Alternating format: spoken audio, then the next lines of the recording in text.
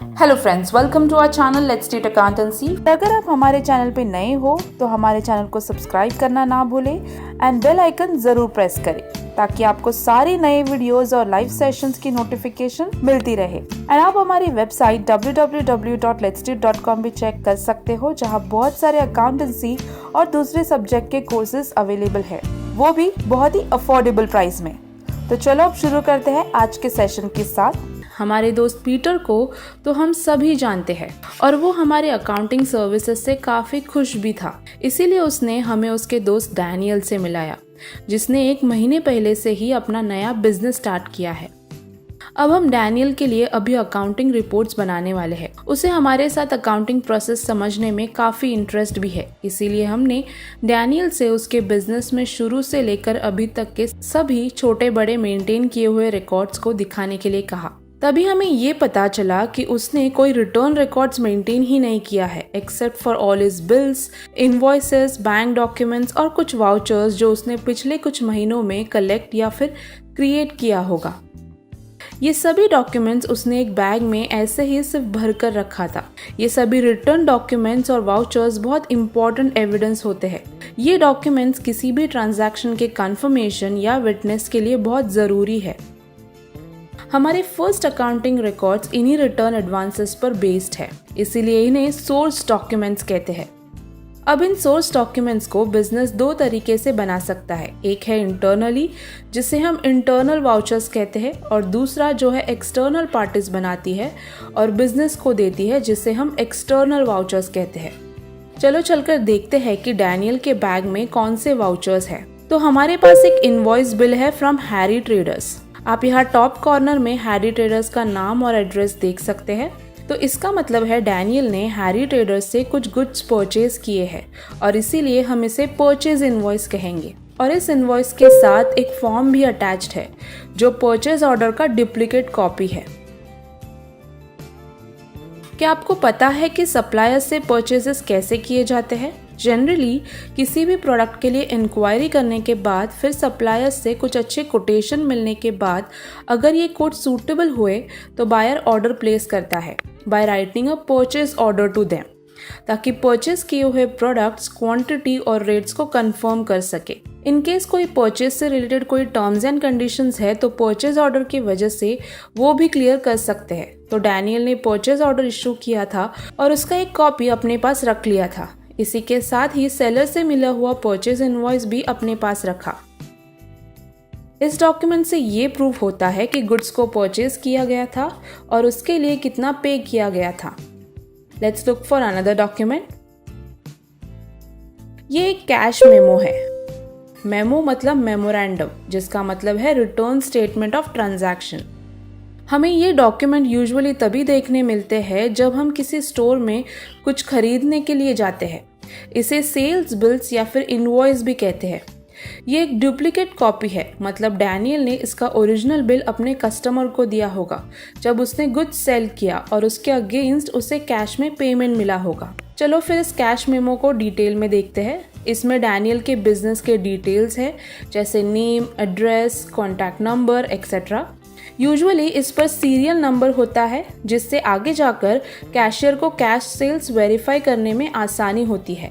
फिर हम tax registration number, date of transaction, columns for quantity, particular column for products, हर एक product का rate and the amount column जैसे चीज़ें देखने को मिलती है। इस बिल का टोटल अमाउंट 1200 आ रहा है। यहाँ हमें एक कंडीशन भी दिख रहा है जो कहता है कि सब्जेक्ट टू XYZ जुरिडिक्शन, जिसका मतलब है कि अगर कोई लीगल कंप्लेंट या डिस्प्यूट हुआ तो ये मैटर सिर्फ उन कोर्ट्स में डिस्कस किया जा सकता है जो ये जुरिडिक्शन के अंदर आते हैं। तो ये था हमारा कैश मेमो। इस बैग में वैसे तो बहुत सारे कैश मेमो हैं, बट हम कोई ऐसा डॉक्यूमेंट उठाने की कोशिश करेंगे जो डिफरेंट हो। ये एक क्रेडिट मेमो है। एक सेलर अपने कस्टमर को क्रेडिट मेमो तभी देता है जब वो कस्टमर को क्रेडिट पे गुड्स सेल करता है, जिसके लिए वो सेलर इस मेमो का एक प्रिंटेड कॉपी या फिर कार्बन पेपर कॉपी अपने पास रखता है। ये एक डुप्लीकेट कॉपी है। इस डॉक्यूमेंट को भी हम सेल्स बिल या फिर इनवॉइस कह सकते हैं, बट इसमें कैश सेल्स इनवॉइस के कंपैरिजन में ज़्यादा डिटेल में मेंशन किए गए हैं। तो चलो फिर इस इनवॉइस के कंटेंट्स को देखते हैं। डैनियल के बिजनेस के डिटेल्स के अलावा यहाँ इनवॉइस नंबर भी मेंशन किया है, जो बहुत इंपॉर्टेंट है। इसी के साथ यहाँ बायर की कंप्लीट डिटेल्स भी मेंशन की गई है, जैसे कि उसका एड्रेस, टेलीफोन नंबर और ईमेल आईडी भी लिखना चाहिए, जैसे कि अगर बायर पेमेंट नहीं कर सकता तो हम उसे ढूंढ सकते हैं। हम इसमें और भी डिटेल्स देख सकते हैं, जैसे reference of order number, date of the order, चालान नंबर एक्सेट्रा। इस क्रेडिट नोट में और भी डिटेल्स है, जैसे कि taxes, packing and forwarding transport charges, और अगर कोई डिस्काउंट दिया गया हो, दैट इज ट्रेड डिस्काउंट, जो बिल के टोटल अमाउंट पे कैलकुलेट किया जाता है, एंड अगर कोई एडवांस मिला हो तो वो सब्ट्रैक्ट होगा। Declaration on the rich act, taxes have been charge sign by the seller. कभी कभी हमें इस डॉक्यूमेंट में ई एंड ओ ई लिखा हुआ मिलेगा, जिसका मतलब है errors and omissions are expected, जिसका मतलब है कि अगर बिल में कभी भी कोई एरर या ओमिशन मिला तो उसे करेक्ट किया जा सकता है। तो हमारे पास क्रेडिट सेल के लिए बहुत अच्छा एविडेंस है। तो चलो देखते हैं कि बैग में कोई डिफरेंट टाइप का डॉक्यूमेंट है या नहीं। Look what we found. ये एक इंटरेस्टिंग सोर्स डॉक्यूमेंट्स है। ये डॉक्यूमेंट डेबिट नोट का एक डुप्लीकेट कॉपी है। चलो देखते हैं कि कौन से सिचुएशन में डैनियल को ये डॉक्यूमेंट किसी को भेजना पड़ा।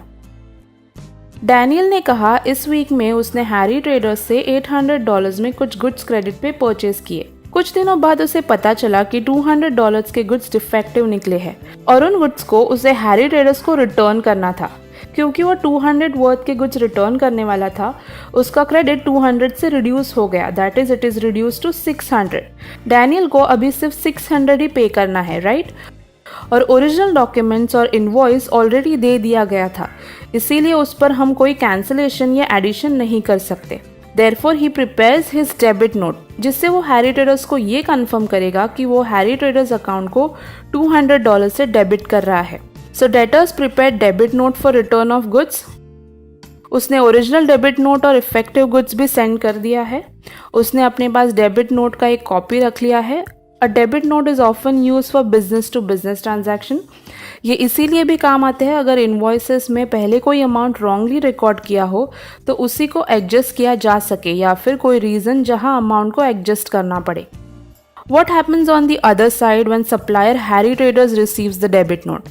As a way of acceptance, Harry Traders exchange में क्रेडिट नोट सेंड करेगा और बायर को इन्फॉर्म करेगा कि वो उनके अकाउंट को क्रेडिट कर रहा है और उसे भी उन रिटर्न गुड्स के लिए कोई पेमेंट करने की ज़रूरत नहीं है। So the creditor gives credit note on receiving returns।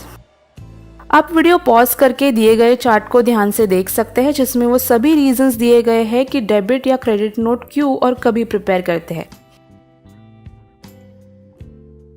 तो चलो एक और सोर्स डॉक्यूमेंट को उठाते हैं। ये भी पहले के डॉक्यूमेंट से कुछ डिफरेंट है। Okay, here we have petty cash voucher, जिसमें टी एंड कॉफ़ी एक्सपेंसेस दिए हैं।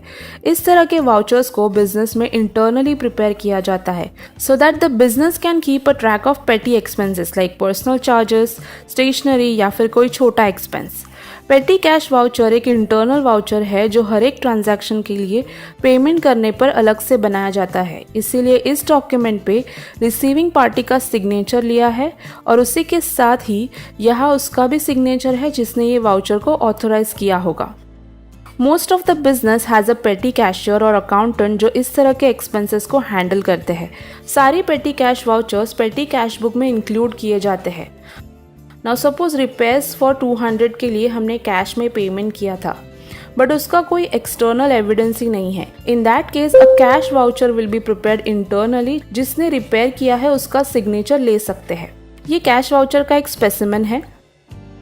सिमिलरली अगर हम बैंक के थ्रू कोई पेमेंट करते हैं तो उसके लिए हम बैंक वाउचर प्रिपेयर करते हैं। हम पेटी कैश बुक के बारे में हमारे आगे सेशन में डिटेल में पढ़ेंगे। चलो देखते हैं कि अगर हमने कोई और अलग सोर्स डॉक्यूमेंट्स मिलता है। Here we have a receipt. हमें रिसीट तभी मिलता है जब हम किसी को पेमेंट करते हैं।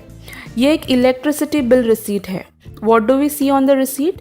पेई का name and address, serial number of receipt, reason जिसके अगेंस्ट अमाउंट रिसीव हुआ हो। So it could be payment of bill या कोई डोनेशन, किसी तरह का फी चार्जेस या सब्सक्रिप्शन एक्सेट्रा। स्क्रीन पर हम और भी बहुत सारे डिटेल्स देख सकते हैं। सो नाउ डैनियल के पास इलेक्ट्रिसिटी एक्सपेंसेस के लिए भी एविडेंस है। सिमिलरली अगर उसने और कोई एक्सपेंसेस किया हो तो उसके लिए वो कोई सोर्स डॉक्यूमेंट या वाउचर बना सकता है।